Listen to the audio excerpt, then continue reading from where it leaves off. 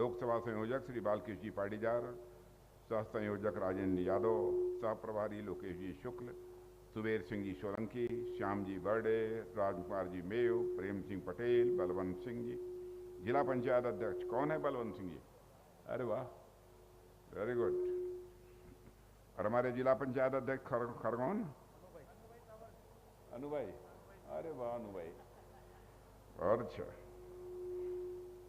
और वरिष्ठ नेता श्री चंद्र सिंह जी वास्कले, श्री आत्माराम जी पटेल, अंतर सिंह जी पटेल, श्री जसवंत जी हाड़ा। अंतर सिंह जी पटेल, और वेरी गुड, क्या बात है। अच्छा अच्छा अच्छा, यहाँ से लड़े थे? विधायक हैं? अभी नहीं, चुनाव लड़े थे विधानसभा का। अच्छा अच्छा, वेरी गुड, बहुत अच्छा, बहुत अच्छे। और श्री जसवंत सिंह जी हाड़ा, श्री वीरेंद्र सिंह जी दरबार, श्री सुमित जी जायसवाल, श्री अजय अग्रवाल, श्री सुभाष पटेल, श्री टीनू जैन, और आपके लोकप्रिय प्रत्याशी श्री गजेंद्र सिंह पटेल। बहनों भाइयों, ऐसे गजेंद्र सिंह जी पटेल को भारत की संसद में तो मैं सुनता ही रहता हूं, और आज भी मैंने गजेंद्र सिंह जी पटेल को बोलते हुए सुना है। पता नहीं आप सबको जानकारी है कि नहीं है, लेकिन हमारा लंबा जो राजनीतिक जीवन का अनुभव, उस आधार पर मैं कह सकता हूं कि आपके सांसद गजेंद्र सिंह पटेल आपकी समस्याओं को भारत की संसद में प्रभावी तरीके से आवाज देने का काम करते हैं। गजेंद्र सिंह पटेल एक ऐसे आपके प्रत्याशी हैं। अब बैठ जाओ, अब बैठ जाओ। उन्हीं के लिए मैं आया हूं, और मुझे यह भी बतलाया गया कि हमारे पूर्व विधायक स्वर्गीय देवी सिंह जी पटेल की यह कर्मभूमि है। कुछ भी बोलने के पहले मैं उनको अपनी तरफ से श्रद्धांजलि अर्पित करता हूं। उनका नाम मैंने सुना था, और जब इन लोगों ने याद दिलाया तो मुझे स्वाभाविक रूप से उनकी याद भी आई है, इसलिए मैंने उनकी चर्चा यहां पर की। मेरे बहनों भाइयों, राजनीतिक दृष्टि से आप लोग बहुत ही जागरूक हैं, और मुझे मालूम है खरगोन का क्षेत्र बहुत ही जागरूक लोगों का क्षेत्र है। मुझे कोई बहुत लंबी चौड़ी चर्चा करने की जरूरत नहीं है। मैं जानता हूं कि सच्चाई को भी आप जानते होंगे कि जब से 2014 से मोदी जी के नेतृत्व में एनडीए की सरकार केंद्र में बनी है, तब से भारत का मस्तक सारी दुनिया में ऊंचा हुआ है। 2014 के पहले भी हम लोग दुनिया के दूसरे देशों में जाते थे। भाई आवाज बार बार क्यों आ रही है? माइक ठीक करो। 2014 के पहले जब हम दुनिया के दूसरे देशों में जाते थे, तो अंतर्राष्ट्रीय मंचों पर, यानी दुनिया के बहुत सारे देशों के लोग जब साथ बैठते थे और वहां पर भारत कोई अपनी बात बोलता था, तो भारत की बातों को लोग गंभीरता पूर्वक नहीं लेते थे। लोग मानते थे कि भारत एक कमजोर भारत है, भले ही यहां की जनसंख्या अधिक होगी, लेकिन भारत एक कमजोर भारत है। लेकिन बहनों भाइयों, आपको जानकर गौरव की अनुभूति होगी, आज यदि अंतर्राष्ट्रीय मंचों पर भारत कुछ बोलता है, सारी दुनिया कान खोलकर सुनती है कि भारत बोल क्या रहा है, यह भारत की हैसियत बनी है।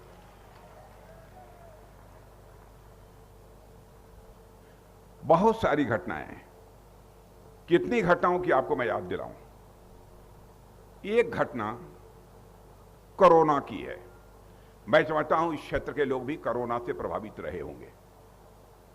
सारी दुनिया इस कोरोना के संकट से प्रभावित थी। सारी दुनिया कोरोना के संकट से प्रभावित थी। बहनों भाइयों, उस समय भारत में कोरोना का टीका जिसे कहते हैं, वैक्सीन जिसे अंग्रेजी में कहते हैं, वह कोरोना का टीका बनता नहीं था। हमारी सरकार के सामने बहुत बड़ी चुनौती है कि कोरोना के इस संकट से कैसे निपटा जाए। हमारे प्रधानमंत्री ने बेंगलोर जाकर वैज्ञानिकों के साथ बातचीत की, और वैज्ञानिकों ने कहा कि साहब, कोरोना का टीका हम तैयार कर सकते हैं, लेकिन इसमें फला प्रॉब्लम है, यह प्रॉब्लम है, यह प्रॉब्लम है। प्रधानमंत्री ने उनकी पीठ थपथपाई, कहा मेरे वैज्ञानिकों, जो भी आपके सामने समस्याएं हैं, सारी समस्याओं का मैं निदान प्रस्तुत करूंगा, जितने धन की आवश्यकता होगी उतना धन मैं मुहैया कराऊंगा, लेकिन कोरोना का टीका तैयार होना चाहिए। मेरे बहनों भाइयों, हमारे वैज्ञानिकों ने चंद महीने में ही कोरोना का टीका तैयार कर दिया।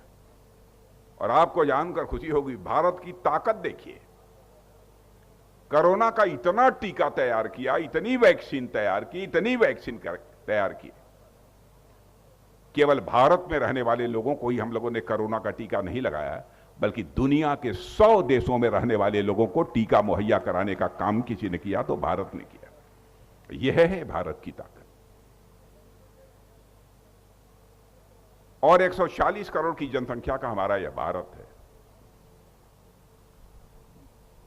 मेरे बहनों भाइयों, इस भारत में मैं दावे के साथ कह सकता हूं, निरा गांव ग्रामीण क्षेत्र में आप सब यहां बैठे हैं, सबको कोरोना का कम से कम 2 टीका लगा होगा, नहीं तो 3 टीका भी लगा होगा। मेरी बात गलत हो तो ताली मत बजाइएगा, सही बात हो तो ताली बजाइएगा। सबको लगा होगा। दुनिया के जो ताकतवर देश माने जाते हैं, अमेरिका, चीन, रूस, कौन कौन माने जाते हैं? बहनों भाइयों, वहां सभी नागरिकों को कोरोना का 2-3 टीका नहीं लगा है, लगा है दुनिया में केवल और केवल भारत में रहने वाले लोगों को ही कोरोना का 2-3 टीका लगा है। और इस कोरोना के संकट पर कामयाबी पाने में हम लोग पूरी तरह से सफल हैं। यह है भारत का करिश्मा। और आपने यह भी सुना होगा, रूस और यूक्रेन से के बीच, 2 देश हैं रूस और यूक्रेन, इनके बीच पिछले 2 वर्षों से अधिक का समय हो गया बराबर लड़ाई चल रही है। रूस की तरफ से मिसाइल, बम, गोले, तोप, और यूक्रेन की तरफ से भी मिसाइल, बम, गोले, तोप चलाए जा रहे हैं। बड़ी संख्या में उनके भी सेना के जवान मरे हैं, वहां के नागरिक मरे हैं। यूक्रेन के भी बड़ी संख्या में सेना मरे, वहां के नागरिक मरे हैं। बहनों भाइयों, आपको मैं बताना चाहता हूं, यूक्रेन में हमारे भारत के लगभग 30,000 बच्चे वहां पढ़ते हैं।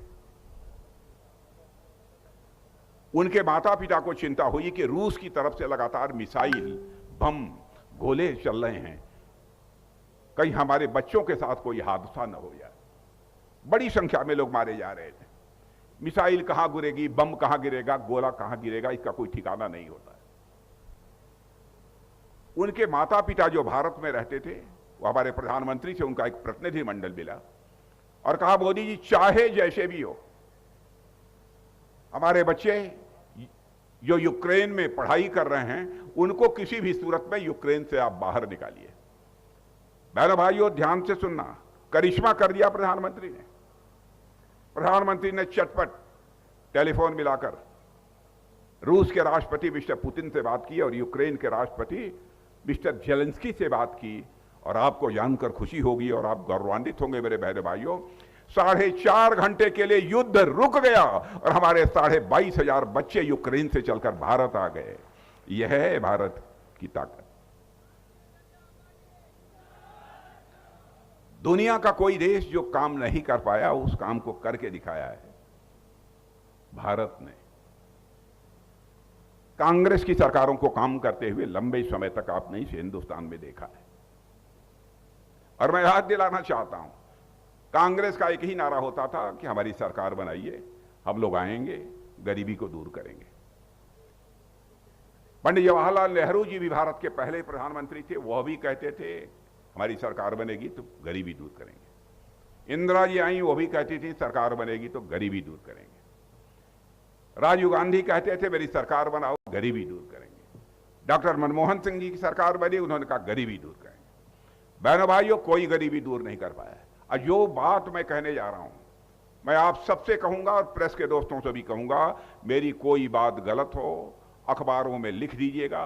राजनाथ सिंह आए थे, जनता को झूठ बोलकर गुमराह करके गए हैं, हमारी गलती होगी तो मैं इसे स्वीकार कर लूंगा, क्योंकि जनता की आंखों में धूल झोंक कर जिंदगी में मैंने राजनीति नहीं की है। राजनीति की है तो जनता की आंखों में आंख डालकर राजनीति की है।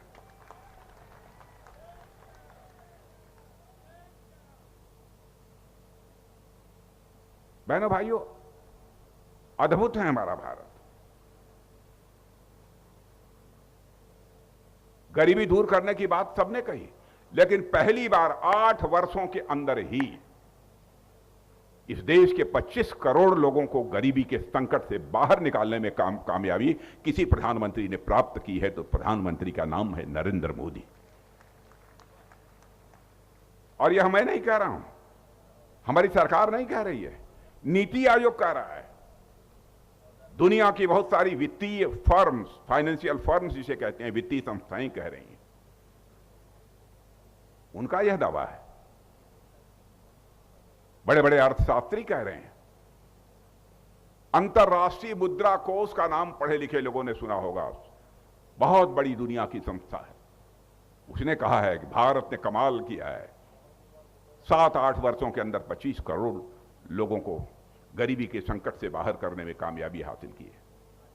और एक बात और मैं कहना चाहता हूं, भारतीय जनता पार्टी मेरे बहनों भाइयों हिंदुस्तान की अकेली पार्टी है जो कहती है वह करती है। और मैं समझता हूं आप लोगों के जीवन का भी यही संकल्प हो जाए, प्राण जाई पर वचन न जाई। और मैं कहना चाहता हूं, जो भी हमारा विरोधी होगा डंके की चोट पर, उठाकर हमारे सारे घोषणा पत्रों को देख लीजिए। जब से हम लोगों ने अपनी राजनीतिक यात्रा प्रारंभ की है, तब से जो कहते चले आ रहे हैं, सारी चीजों को हमने पूरा किया है। एक चीज ऐसी बची नहीं है जो हमने वादा किया हो और पूरा न किया। मैं व्यक्ति की बात नहीं कर रहा हूं, मैं पार्टी की बात कर रहा हूं। मैं याद दिलाना चाहता हूं आपको, 1984 से लगातार हम लोग कहते चले आ रहे थे, जिस दिन संसद के दोनों सदनों में हमको बहुमत मिल जाएगा, अयोध्या की धरती पर भव्य राम का मंदिर बनाने से दुनिया की कोई ताकत हमें रोक नहीं पाएगी।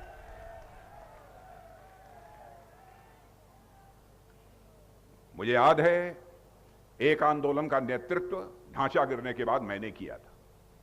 जब हम लोग नारा लगा रहे थे, राम लला हम आएंगे, मंदिर यही बनाएंगे, दूसरी तरफ से हमारे जो विरोधी थे वह नारा लगाते थे लेकिन तारीख नहीं बताएंगे।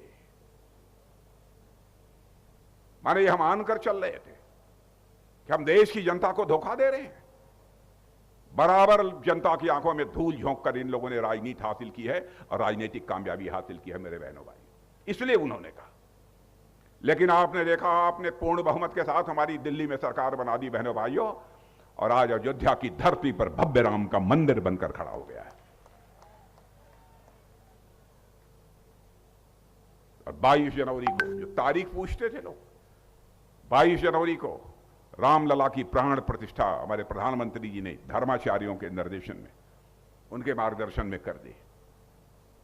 और मैं एक बात और बतलाना चाहता हूं, मुझे जो लगता है हमारा जो जीवन का अनुभव है, मेरे बहन भाइयों, रामलला अपनी झोपड़ी से निकलकर अपने महल में पहुंच चुके हैं। भारत में राम राज्य का आगाज होकर रहेगा, मैं डंके की चोट पर कहना चाहता हूं। लोग कहते हैं राम राज्य किसे कहते हैं, यह तो काल्पनिक एक अवधारणा है। मैं कहता हूं राम राज्य उसे कहते हैं जब लोगों के अंदर दायित्व बोध पैदा हो जाए, कर्तव्य बोध पैदा हो जाए कि हमें क्या करना चाहिए, समाज के प्रति हमारी क्या जिम्मेदारी बनती है, देश के प्रति हमारी क्या जिम्मेदारी बनती है। जब यह लोगों के अंदर भाव पैदा हो जाए, समझ लो देश में राम राज्य आ गया। अरे राम का वनवास भी यदि हुआ था मेरे बहनों भाइयों, तो कैकेयी के अधिकार बोध के कारण हुआ था, कर्तव्य बोध के कारण नहीं हुआ था। कैकेयी को लगा कि नहीं, राम के हाथों में राजपाट नहीं जाना चाहिए, बल्कि भरत के हाथों में राजपाट जाना चाहिए। जिद्द ठानी उन्होंने, इसी कारण इतना बड़ा संकट पैदा हुआ था। तो मेरा भी मानना है कि इस देश में राम राज्य आएगा जब लोगों के अंदर अधिकार बोध नहीं, कर्तव्य बोध पैदा होगा, अपने कर्तव्य के प्रति जागरूकता पैदा होगी, देश में राम राज्य आएगा। यह कहा था, हम लोगों ने पूरा किया। जम्मू कश्मीर जब से यह भारत बना है मेरे बहनों भाई, जम्मू कश्मीर को इन कांग्रेस के लोगों ने धारा 370 के अंतर्गत विशेष दर्जा दे दिया था। वहां कोई आरक्षण नहीं था, कोई व्यवस्था नहीं थी, जो वहां की सरकार चाहती थी मनमाना करती थी, आतंकवाद बढ़ता रहा। विकास के नाम पर एकदम बिल्कुल ठप था सारा मामला। अब भारत का हिस्सा, लेकिन सरेंडर कर दिया था कांग्रेस के नेताओं ने। हम लोगों ने 1951 में ही हमारे नेता पंडित श्यामा प्रसाद मुखर्जी ने कहा था, अब बलिदान दिया था उन्होंने अपना, धारा 370 जम्मू कश्मीर की समाप्त होनी चाहिए। और हम लोग भी कहते रहे, जिस दिन संसद में हमको बहुमत मिल जाएगा, जम्मू कश्मीर की धारा 370 को चुटकी बजाकर समाप्त करेंगे। करके दिखा दिया, करके दिखा दिया। जो कहा था हम लोगों ने सब किया। हम लोगों ने कहा था हम आएंगे 3 तलाक की प्रथा को समाप्त करेंगे। बहनों भाइयों, हिंदू मुसलमान के आधार पर हम भेदभाव नहीं करना चाहते, न ऐसी राजनीति हम लोग करते हैं। लेकिन हम भारत के रहने वाले लोग, भारत के ही हमारे ऋषि और मनीषियों ने भारत की सीमा में रहने वाले लोगों को ही अपने परिवार का सदस्य नहीं माना है, बल्कि पूरे विश्व की धरा पर रहने वाले लोगों को अपने परिवार का सदस्य मानते हुए वसुधैव कुटुंबकम का संदेश सारे विश्व को, यदि किसी देश की धरती से गया है तो हमारे और आपके देश भारत की धरती से गया। पूरे विश्व को ही हम परिवार मानते हैं। और यहां पर रहने वाले लोग किसी मां किसी बहन के साथ शादी करने के बाद 3 बार तलाक तलाक तलाक करके उसकी छुट्टी करते हैं। जिन्हें वोट की लालच हो बहनों भाइयों, बर्दाश्त कर लें। लेकिन हम लोग राजनीति केवल सरकार बनाने के लिए नहीं करते हैं, हम राजनीति करते हैं तो देश बनाने के लिए राजनीति करते हैं। हम लोगों ने कहा हिंदू हो, मुसलमान हो, ईसाई हो, पारसी हो, यहूदी हो, जो भी भारत का नागरिक है, जो भी भारत माता की कोख से पैदा हुआ है, सभी हमारे भाई भाई हैं। और किसी की भी मजहब अथवा धर्म को मानने वाली बहन के साथ, माता के साथ, बेटी के साथ जुल्म होगा तो भारतीय जनता पार्टी की सरकार बने या न बने, हम उसके साथ खड़े रहेंगे। और करके दिखाया हम लोगों ने, करके हम लोगों ने दिखा दिया। बराबर कांग्रेस के नेताओं ने जनता को आश्वासन दिए, वादे किए, लेकिन अपने वादों को कभी पूरा नहीं किया।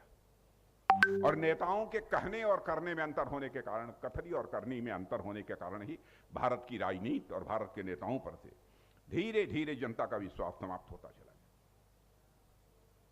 और भारत की राजनीति में विश्वसनीयता का संकट पैदा हो गया। गांव में भी, जैसे आप गांव के रहने वाले हैं, मैं भी गांव का रहने वाला हूं, आपसे अलग का नहीं हूं, मैं भी एक किसान हूं। गांव में कोई ज्यादा झूठ बोलता था अथवा चालाकी की बात करता था तो लोग कहते थे नेताजी हैं। या मध्य प्रदेश में था कि नहीं था? माने राजनीति और राजनीतिज्ञों के प्रति एक विश्वास का संकट पैदा हो गया था। बहनों भाइयों, इस विश्वास के संकट को चुनौती के रूप में हम लोगों ने स्वीकार किया। अरे राजनीति तो उसे कहते हैं, राजनीति यह संस्कृत के नए धातु से बना है, जिसका अर्थ होता है ले जाना, किस ओर ले जाना, सन्मार्ग की ओर ले जाना। ऐसी राज व्यवस्था, ऐसा पॉलिटिकल सिस्टम जो समाज को सन्मार्ग की ओर ले जाने का काम करे, उसे हम राजनीति कहते हैं। विडंबना है कि देश में लोकसभा चुनाव की लहर चल रही है। इस बीच पक्ष विपक्ष के और इसको पुनः भारत की राजनीति में स्थापित करने का काम तमाम नेता अपना नामांकन दाखिल करवा रहे हैं। हमारी पार्टी ने किया। पीयूष गोयल अपनी पत्नी सीमा गोयल के साथ मंदिर पहुंचे। भ्रष्टाचार, मैं याद दिलाना चाहता हूं, राजीव गांधी जी ने एक बार कहा था, पता नहीं आप लोगों को याद है कि नहीं है। राजीव गांधी जी भारत के प्रधानमंत्री थे। उन्होंने कहा था, क्या करें, हम 100 पैसा ऊपर से भेजते हैं बैंक से, नीचे पहुंचते पहुंचते बामुश्किल 14 पैसा लोगों के घरों में पहुंच पाता है। 86 पैसा या भ्रष्टाचार की भेंट चढ़ जाता है। एक देश का प्रधानमंत्री यह लाचारी व्यक्त किया, और एक प्रधानमंत्री 56 इंच के कलेजे का हमारा प्रधानमंत्री, बहनों भाइयों, उसने करप्शन को चुनौती के रूप में स्वीकार किया। और आपने देखा, जिस समय जनधन खाता खोलने के लिए उन्होंने बैठक बुलाई थी, तो भारत का गृह मंत्री होने के नाते मैं और वो दोनों लोग साथ बैठे थे, अधिकारियों की बैठक चल रही थी। मैंने पूछा, मोदी जी, ये जनधन खाता खोलने का मतलब क्या है? कहे राजनाथ जी बैठक समाप्त हो जाए तो हम चर्चा करेंगे। अब बहनों भाइयों, उन्होंने बतलाया, मेरे दिमाग में बात नहीं आई थी, प्रधानमंत्री के दिमाग में बात आई थी।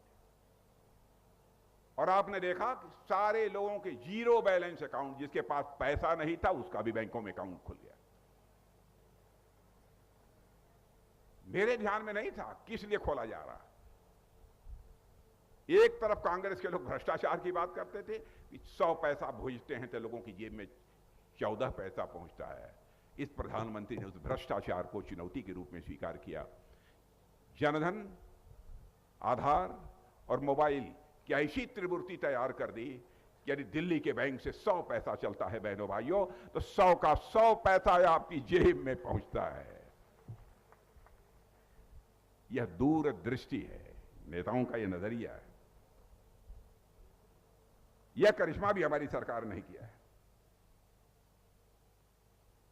लंबा भाषण नहीं करूंगा, क्योंकि अभी 4 महीने पहले आप लोग विधानसभा का चुनाव था, उसमें भी आप लोगों ने भाषण बहुत सुना होगा, आपके कान पक गए होंगे।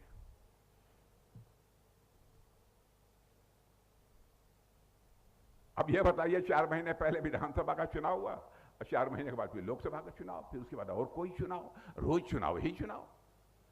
अच्छा यह बताइए, सिलसिला बंद होना चाहिए कि नहीं बंद होना चाहिए?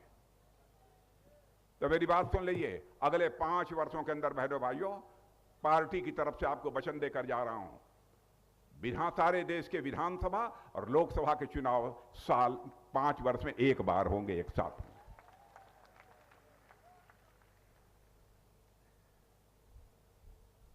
साथ होंगे।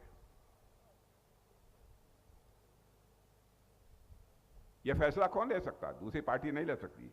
यह फैसला कोई ले सकता है तो भारतीय जनता पार्टी ही ले सकती है, हम लोगों की सरकार ही ले सकती है। इसलिए बहनों भाइयों, मैं कहने आया हूं, कांग्रेस की हालत देख रहे हैं, दिनों दिन पतली होती जा रही है, दिनों दिन पतली होती जा रही है। मैं अभी पिछली सभा में लोगों से कह रहा था, कांग्रेस की हालत तो इतनी पतली होती जा रही है कि 10 साल के बाद बच्चों से कांग्रेस का नाम लेंगे तो बच्चे कहेंगे कौन कांग्रेस?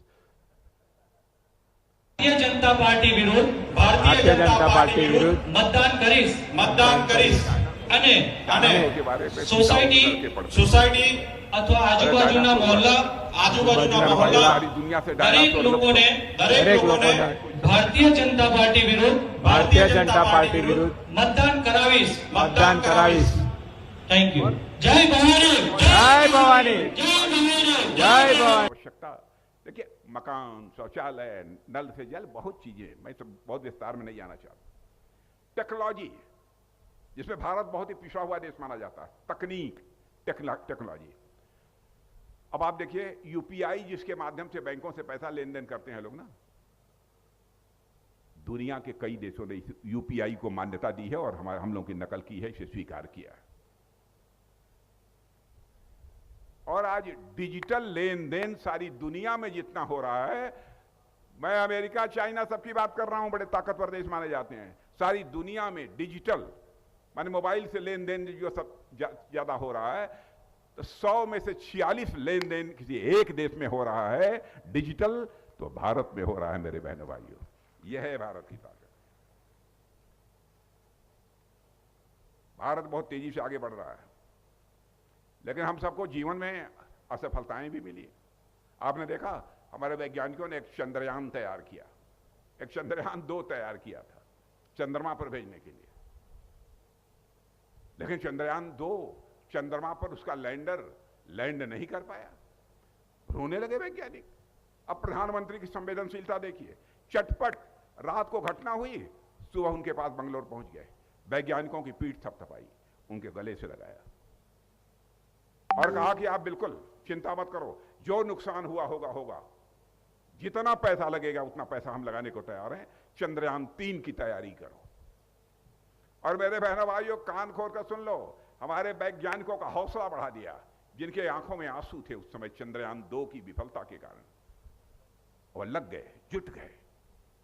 और चंद्रयान 3 जब छोड़ा गया मेरे बहनों भाइयों, चंद्रमा के दक्षिणी ध्रुव पर लैंड करने में उसने कामयाबी हासिल की और विश्व का पहला देश भारत बन गया है। विज्ञान तकनीक की दृष्टि में भारत कैसे तेजी से आगे बढ़ रहा है। अब मैं रक्षा मंत्री हूं। आप पूछेंगे कि रक्षा के मामले में क्या हालत है। इतना ही कहूंगा, पहले हम तोप, गोले, बम, मिसाइल, टैंक, यह सब दुनिया के ज्यादातर बाहर के देशों से लेते थे। फाइटर प्लेन, बहनों भाइयों, अब हम लोगों ने भारत की धरती पर भारतवासियों के हाथों से यह सब सारी चीजें बनाना प्रारंभ कर दिया है। हम दुनिया के दूसरे देशों से मंगाते थे सारी चीजें। अभी कुछ आता है, मैं नहीं कह रहा हूं कि एकदम हमने दुनिया के दूसरे देशों से लेना बंद कर दिया, आपको झूठ नहीं बोलूंगा, लेकिन हम लोगों ने काम तेजी से प्रारंभ कर दिया है। पहले 600 करोड़ रुपए का यह सब सामान हम दुनिया के छोटे मोटे देशों को देते थे, और आज मैं कह सकता हूं 5 वर्ष के अंदर यह करिश्मा हो गया। जो 600 करोड़ हम दुनिया के दूसरे देशों को एक्सपोर्ट करते थे, अब 2 महीना पहले ही हमने 21,000 करोड़ रुपए का एक्सपोर्ट किया है। और सब तो सब ब्रह्मोस मिसाइल भी एक्सपोर्ट किया है। ब्रह्मोस मिसाइल, यह भारत की ताकत है। चीन, पाकिस्तान, क्या क्या लोग नाम लेते हैं, पता नहीं कांग्रेस के लोगों को क्या हो गया है।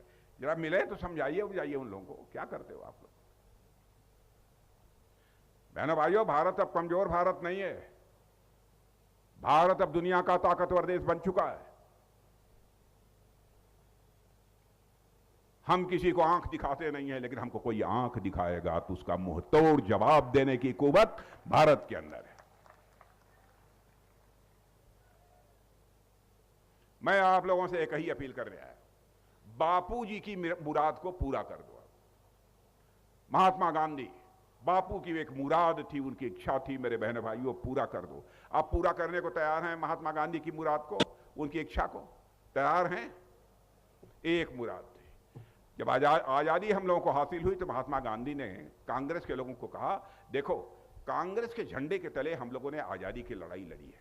सभी प्रकार की विचारधारा के लोग इस झंडे के तले एक साथ खड़े होकर आजादी के लिए संघर्ष किया है।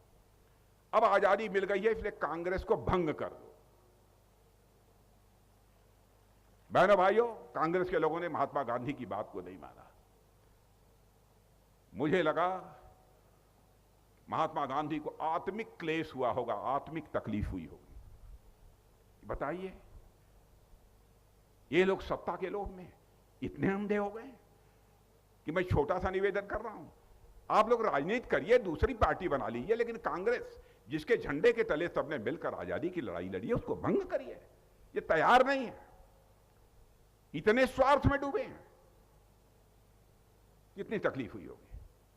लेकिन मैं आपको बधाई देना चाहता हूं बहनों भाइयों, और हिंदुस्तान की जनता को बधाई देना चाहता हूं कि हिंदुस्तान की जनता ने यह फैसला कर लिया है कि महात्मा गांधी की जो मुराद थी कि कांग्रेस को भंग कर दिया जाना चाहिए, तो आपने ठान लिया है कि भारत से कांग्रेस समाप्त होकर रहेगी। और मैं समझता हूं पूज्य गांधी के प्रति भी एक बहुत बड़ी श्रद्धांजलि होगी, बहुत बड़ी श्रद्धांजलि। तो इसके लिए तैयार हैं आप लोग? तैयार हैं कि नहीं हैं? तो तैयार है तो ताली बजा दीजिए, मान लें तैयार है। बहनों भाइयों, आपसे उनसे मिलकर बहुत खुशी हुई है, और हमारे गजन सिंह जी पटेल को जब भारी भरकम वोटों से जिता दीजिएगा। वैसे आप लोगों ने सोचा क्या है, कितने से जिताने वाले हैं गजन सिंह? क्यों गजन सिंह? 5 लाख से पक्का? लेकिन यह बतलाइए कि आप बैठे बैठे 5 लाख से जीत जाएंगे कि आप लोगों को भी अगल बगल जाना पड़ेगा ना? बहनों भाइयों, इस बार का चुनाव केवल सरकार बनाने के लिए नहीं है, इस बार का चुनाव देश बनाने के लिए है। देश बनाने के लिए आप सबको परिश्रम करना पड़ेगा, जिस्म का पसीना बहाना पड़ेगा। चंद्रशेखर आजाद, सरदार भगत सिंह, खुदीराम बोस ने भारत को आजादी दिलाने के लिए अपना बलिदान दिया है। क्या भारत को एक महान भारत बनाने के लिए हम अपने जिस्म का पसीना नहीं बहा सकते? यह हमारा नैतिक दायित्व बनता है, देश के प्रति दायित्व बनता है। इसलिए मैं आप लोगों से अपील करना चाहता हूं, और आपने जितना कहा है 5 लाख ना, 5 लाख से यदि जिता दिया ना, तो मैं फिर से आपके बीच आऊंगा। आपके बीच आऊंगा, खाना भी खाऊंगा, और आप नहीं खिलाएंगे तो घर में घुस के खाऊंगा। खिलाएंगे पक्का। और बहने भाइयों, जयंत पटेल को 5 लाख से आप जिता दीजिए, मैं आपको यकीन दिलाना चाहता हूं, मैं फिर से आऊंगा तो फूलों की हार पहनकर अपना स्वागत कराने के लिए नहीं आऊंगा, शीश झुकाकर आपका अभिनंदन करने के लिए आऊंगा, आप सबके प्रति आभार व्यक्त करने के लिए आऊंगा। आप सबको बहुत बहुत धन्यवाद।